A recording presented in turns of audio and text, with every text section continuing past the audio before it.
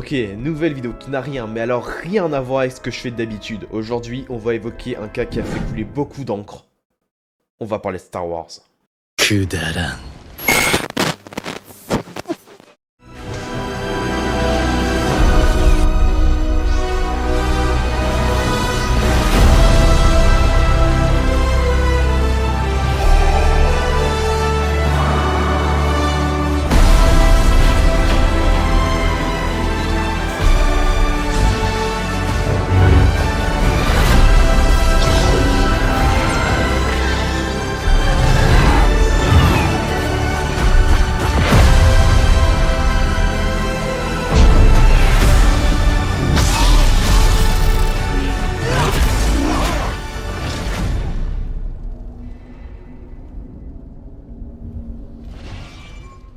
D'ailleurs, j'ai vu que vous étiez 93% à ne pas être en fait je m'en bats les couilles, on commence la vidéo. Récemment, nous avons eu une annonce avec la saison 4 de The Mandalorian qui sera adaptée en film. En plus de ça, la saison 2 de Andor et Ahsoka viennent d'être annoncées. Il y a bientôt un an, lors de la Star Wars Celebration 2023, ni un, ni deux, mais bien trois films annoncés. Un sur Rey, qui se déroule une dizaine d'années après Star Wars 9, le film du Mandoverse qui fera la conclusion des séries The Book of Boba Fett, The Mandalorian et Ahsoka. Et pour finir, un film sur le Prime Jedi, sans même parler des petites séries comme The Acolyte qui arriveront, et avec ça, des mecs arrivent toujours à râler. Pardon, à être irrespectueux, voire très insultants. Et comme d'habitude, on a eu le droit à ce genre de vidéos, ou même ce genre de commentaires. Aujourd'hui, je vais pas faire de mise en bouche ni d'intro, on va foncer droit dans le vif du sujet. Donc juste avant de commencer, je vais le dire maintenant et je vais le redire plusieurs fois dans la vidéo. Cette vidéo n'a pas pour but de vous faire aimer la postologie. Cette vidéo n'a qu'un seul but. Relever la toxicité actuelle dans la communauté Star Wars. On va se mettre d'accord direct. Disney n'est pas et ne sera jamais la cause du déclin, comme beaucoup disent, de la licence Star Wars. À la limite, le fait d'avoir créé l'univers légende peut en saouler quelques-uns, mais pour beaucoup, on n'a pas connu ça comme moi. Bref, tout ça pour dire que vos vidéos ou commentaires à deux balles, le réal de Disney s'en bat allègrement les couilles. Car oui, la meilleure idée pour trouver un scénario potable, c'est d'écouter le premier gars venu, qui d'ailleurs est adepte au harcèlement, surtout avec les acteurs de la licence Star Wars. Depuis 8 ans, c'est la même chose. Depuis 8 ans, le problème pour ces gens, c'est que Disney possède la licence Star Wars. Car oui, faut bien une raison pour insulter ces films. Et puis, les mecs, ils vont pas insulter Lucasfilm, hein. Non, c'est que Disney, hein. Je vous rappelle quand même que même si c'est Disney qui possède les droits de la licence, c'est toujours Lucasfilm qui produit et réalise les films Star Wars. Car c'est bien leur logo qu'on voit au début des films, pas celui de Disney. Je vais vous donner un exemple tout simple. Vous allez au resto et on vous sert un plat que vous n'aimez pas. Donc ça, c'est déjà totalement subjectif, car vous voyez la petite famille d'à côté qui, elle, adore ce plat. Et donc là, au lieu de partir, vous allez insulter le patron de la boîte. Et tous les jours, vous allez passer devant le restaurant et vous allez balancer des cailloux, des pierres, des canettes, tout ce que vous voulez. Mais le truc qui va pas, outre le fait que le plat ne soit juste pas à votre goût, c'est le fait que le plat a été fait par le cuistot et non pas par le patron de la boîte. Du coup, si vous n'aimez pas le plat, vous devez aller vous plaindre au cuistot. Et c'est pareil pour Disney et Lucasfilm. Donc avant de commencer à faire les révolutionnaires, commencez à vous plaindre aux bonnes personnes. Ils veulent faire changer les choses alors qu'ils n'y connaissent absolument rien. Et c'est terrible. Mais ils suivent juste le groupe, parce que insulter Disney, c'est marrant, c'est drôle. Et puis vous, là, qui ont adhéré de part en part à cette vidéo, vous êtes au courant que les personnes qui vous donnent des leçons ne savent pas faire la différence entre Étoile de la Mort et Étoile Noire? Étoile Noire est une erreur de traduction dans Star Wars 4. C'est Étoile de la Mort. Point. Et puis je vais juste vous dire un truc, parce que quand vous dites que si on rate Boba avant Mando ou Boba après Mando, on n'y comprendra rien, c'est totalement faux. Boba se passe après la saison 2 de The Mandalorian et est totalement absent dans la saison 3. Du coup, regardez simplement dans l'ordre. Mando saison 1, 2 et The Book of Boba Fett, qui est après la saison 2. Regardez en gros dans l'ordre. Ce serait quand même cool de réviser ces textes, non? Voilà, petite vengeance envoyée, parce que apparemment me plaindre des 200 000 vues de cette vidéo m'a permis qu'un mec de Trash aille voir ma chaîne pour me clasher, puis plus me répondre. D'ailleurs, big up à cette personne, car on pourrait passer des heures à faire la liste de ce qui ne va pas dans la vidéo de Trash Cinéma. Mais je ne suis pas là pour ça. Je vais vous donner un autre petit exemple dans le même esprit. Imaginez encore une fois que vous allez au restaurant. Le serveur vous tend sa carte. Dans l'eau, il y a des produits que vous n'aimez pas, d'autres que vous adorez, et d'autres que vous avez même jamais goûté. Et bah c'est pareil pour Star Wars, il y en a pour tout le monde. Que ce soit des mangas, des livres, des comics, des séries animées, des films, dessins animés pour enfants, pour adolescents, il y a de tout pour tout le monde. Des jeux vidéo qui racontent des histoires canons, il y en a pour tout le monde. Si vous n'aimez pas quelque chose, c'est normal. D'ailleurs, vous savez, les gens ce qu'ils voulaient avant le rachat de Disney, des nouveaux films. Parce que c'était gentil, les comics, petites séries animées, tout ça. Mais les gens, ils voulaient le retour de Star Wars au cinéma. Et aujourd'hui, on a des annonces comme ça, et on râle. Imaginez la chance qu'on a, sérieusement. Bon, là, je vais peut-être vous apprendre quelque chose. Vu le manque de repères de certaines personnes, c'est très probable. Mais il y avait déjà ce genre d'histoire à la sortie de Star Wars 1 en 99. Le harcèlement, tout ça. Jake Lloyd, acteur de Anakin Skywalker, 10 ans lors de Star Wars 1, harcelé sur son jeu d'acteur qui était trop mauvais pour les fans, et harcelé à l'école à cause de Star Wars, ce qui a contraint sa famille à déménager plusieurs fois. Que ce soit les fans ou les signes critiques de films, tous ces fils de pute ont harcelé un enfant de 10 ans car ils ont trouvé en lui la cause de l'échec de Star Wars 1. Même Mark Hamill, l'acteur de Luke Skywalker, même lui a pris la défense face aux énormes toxiques en disant que c'est inacceptable ce qui a été dit. Tous les débats toxiques envers chaque fan de chaque trilogie, cette guerre est ridicule car dans la vraie vie les acteurs se soutiennent entre eux.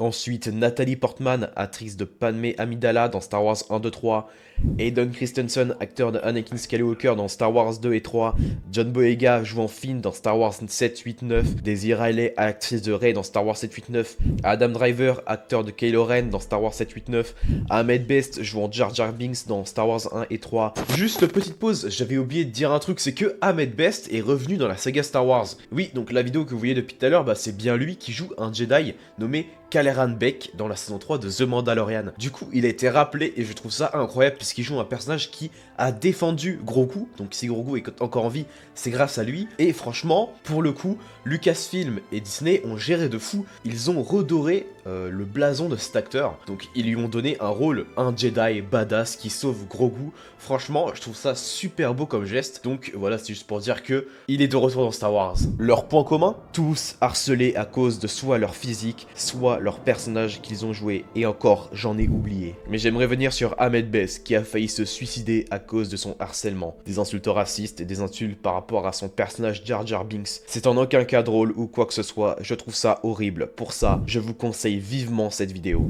Donc allez, considérez Hayden Christensen comme un GOAT, comme une icône de la saga Star Wars, comme le roi. Mais n'oubliez pas que c'était un des premiers à subir cet harcèlement. Et tout ça à cause de son personnage et de son jeu d'acteur qui n'était pas assez aiguisé pour certains. Donc avant de faire les alliances sur les réseaux pour insulter des acteurs ou même des fans, ou même croire que son avis insignifiant est celui de tout le monde, bah rappelez-vous de ce qui s'est passé avant. Car passer l'éponge 15 ans après pour dire que la prélogie est totalement incroyable, c'est une honte. Bon, je vais vous apprendre quelque chose que j'ai créé. Quelque chose qui est tout particulièrement dans Star Wars. Je nomme ça la boucle de l'hypocrisie. Après l'énorme réussite de Star Wars 4, 5 et 6 au cinéma, une énorme communauté s'est créée autour de cette licence, jusqu'à 1999. Star Wars 1 sort au cinéma, et c'est là que tout part en vrille. Mais surtout, beaucoup ont très mal accueilli ce film. Pour beaucoup, il avait même détruit la licence. Oui, oui. Star Wars 1, pas le 7, le 8 ou le 9. Hein, ça a commencé avec le 1. Et puis ensuite, pour Star Wars 2 et 3, ça s'est bien mieux passé. Mais il y a quand même eu beaucoup de dérapages, comme je l'ai expliqué juste avant, surtout par rapport à Hayden et Natalie Portman. Et aujourd'hui, la postologie a pris la place de la prélogie. Et au fur et à mesure, elle va trouver son public, et deviendra exactement comme la prélogie dans 10-20 ans. Et un jour, on aura une nouvelle trilogie, qui prendra la place de la postologie. Et certaines personnes qui l'ont critiqué vont revenir sur leur avis, comme avec la prélogie. C'est une boucle, la boucle de l'hypocrisie. Encore une fois, cette vidéo n'a pas pour but de vous faire aimer la postologie, mais pour vous montrer que votre comportement est vraiment éclaté. Maintenant, j'aimerais aussi parler d'un truc qu'on entend souvent. Star Wars 789, c'est du copier-coller, c'est du réchauffé de la trilogie. La base Starkiller, c'est l'étoile de la mort. Le héros dans un désert qui récupère une carte d'un droïde. Les AT-MC sur Crête, c'est comme les TBTT sur Hoth. Snoke est une tentative ratée de Palpatine. À la fin du film, la base spatiale est détruite par les héros et les anciens personnages sont toujours là. Bon, déjà faudra se mettre d'accord parce que quand j'entends que Solo est un flop parce qu'il ne fait pas assez Star Wars et qu'après j'entends que Star Wars 7, 8, 9 c'est nul parce que ça fait trop Star Wars, il va falloir vraiment trouver un entre-deux. Dans Solo, on a quelque chose de vraiment différent, il n'y a pas de Sith, pas de Jedi, pas de Force, à part à la fin. Comme Andorre, on voit ce qui se passe dans les toutes petites ruelles des énormes villes, avec des événements minimes qui se passent, mais qui au final s'avèrent être bien plus grands qu'on se l'imagine. Allez voir cette série, putain. Et quand j'entends dire que Solo, Andorre, c'est pas bien, ça fait pas assez Star Wars, hein, ils sont les Jedi, les sabres laser, tout ça. Et après, Star Wars 789, ouais, ça fait trop Star Wars, il y a Luke, Léa Léa, il y a Palpatine, tout ça. Allez vous faire foutre, franchement, c'est débile, mais à un point, mais culminant, quoi. Que retenir de cette vidéo? Déjà, le fait que toutes ces guerres, trilogie, prélogie, postologie, c'est nul. Dans la vraie vie, les acteurs se soutiennent. Vous avez le droit de pas aimer la trilogie, la prélogie, ou la postologie, ou alors comme un humain normal, vous allez juste pas aimer des films. Par exemple, vous aimez pas Star Wars 7, 9, Star Wars 1, 2, Star Wars 5. Vous êtes pas obligé d'aimer des films 3 par 3 en fait. J'ai l'impression qu'aujourd'hui, sur internet, faut faire ça pour vivre, pour être bien. Faut s'attaquer aux autres, faut de la guerre. C'est pareil avec les commus de manga et d'animé, hein. C'est exactement la même chose, les mêmes débats, les mêmes insultes et tout ça, hein. Donc si vous avez envie de passer votre vie à faire des trucs comme ça, bah allez-y, hein, mais bon. De toute façon, je sais très bien ce que je vais recevoir dans cette vidéo en termes de commentaires. De toute façon, j'ai déjà eu des commentaires vraiment débiles. Et puis la plupart, quand je vais leur répondre, ne me répondront même pas. Mais ça, je suis habitué. Bon, si vous voulez voir vraiment du contenu Star Wars, au lieu de regarder toutes ces conneries là, où les mecs, ils essayent de vous baiser le cerveau, à vous raconter n'importe quoi. Allez regarder des vraies chaînes Star Wars avec des gens qui sont passionnés et qui s'y connaissent. Side Maul, Absolute, la Tribune de Coruscant. Et aussi en ce moment on a aux 4 coins du lore qui fait un peu des vidéos sur YouTube et qui est aussi de base un tweetos. Donc si c'est pour citer que, bah je cite que, mais il y en a énormément d'autres et je le sais. Donc ne regardez pas les gens qui veulent faire des stats avec Star Wars. Tout le monde veut faire des vues, c'est normal. On fait pas une vidéo pour qu'il y ait 0 vues, c'est totalement normal. Mais ceux qui veulent vraiment buzzer, faire des stats avec Star Wars juste pour cracher sur l'œuvre, par la même occasion, ils pourrissent le cerveau de beaucoup de gens qui n'ont même pas regardé Star Wars. C'est-à-dire que t'as des gens, histoire vraie, qui n'ont jamais commencé Star Wars, ils me disent la postologie, je vais pas regarder, il y a Rey, je sais pas quoi, je m'en bats les couilles de ça. Et oui, c'est pas un problème de niche, c'est-à-dire que ces gens-là impactent vraiment Star Wars. Il y a des gens qui n'ont jamais vu la postologie parce qu'ils ont entendu de partout qu'elle était nulle. Comme Solo. On est dans un délire. Vraiment. Généralement, les discussions qu'on a avec ces gens-là, c'est ouais, Disney c'est nul, ouais. Rey, ouais, ça m'intéresse pas, qu'est-ce que tu veux qu'elle me fasse, Rey, tout ça. Ouais, la postologie, bah c'est... Ils ont fait n'importe quoi, Disney, tu vois. Alors que juste après, on me sort quand même que Obi-Wan, c'est une masterclass.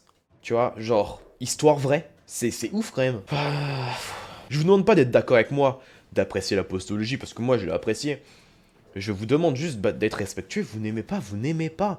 Et puis aussi, bah, comme j'ai dit tout à l'heure, vous n'êtes pas obligé d'aimer des films stackés, genre 3 par 3, pourquoi? Ouais, j'aime la trilogie, j'aime la prélogie, tout ça, mais hey, j'aime Star Wars 1, 2, 3, 4, 5, 6, 7, 8, 9, vous dites ce que vous aimez, pas trilogie, prélogie, postologie, il y a 9 films différents. Et puis c'est comme tout à l'heure avec la vidéo de Trash, on pourrait passer des heures à debunk cette vidéo, vraiment, on pourrait y passer beaucoup de temps à dire ce qui va pas, à contredire, mais vraiment. Donc, si vous avez envie de commencer Star Wars, regardez Star Wars. Ne regardez pas des mecs sortis de nulle part, venant vous dire ouais, ça c'est nul, c'est du copier-coller, tout ça, en n'y connaissant rien. Un dernier petit exemple pour la route, le retour de Palpatine dans Star Wars 9. Ouais, il savait plus quoi faire, tout ça, tout ça. Palpatine est revenu une fois dans le Légende, après l'épisode 6. Donc voilà, je crois que j'ai plus rien à vous dire. C'était une vidéo où j'ai galéré à l'écrire. En fait, j'avais trop de choses à dire, mais je n'arrivais pas à retranscrire tout ça en écrit. J'ai mis énormément de temps à la faire et bah il faut maintenant que je la monte. Du coup, ça va prendre aussi un peu de temps. J'espère qu'elle vous aura plu, il y en aura de temps en temps des vidéos comme ça s'il y a des trucs qui m'intéressent, si j'ai envie de dire des trucs sur Star Wars. La prochaine vidéo sera normalement sur Boruto. Du coup, j'espère que elle vous aura plu. À la prochaine!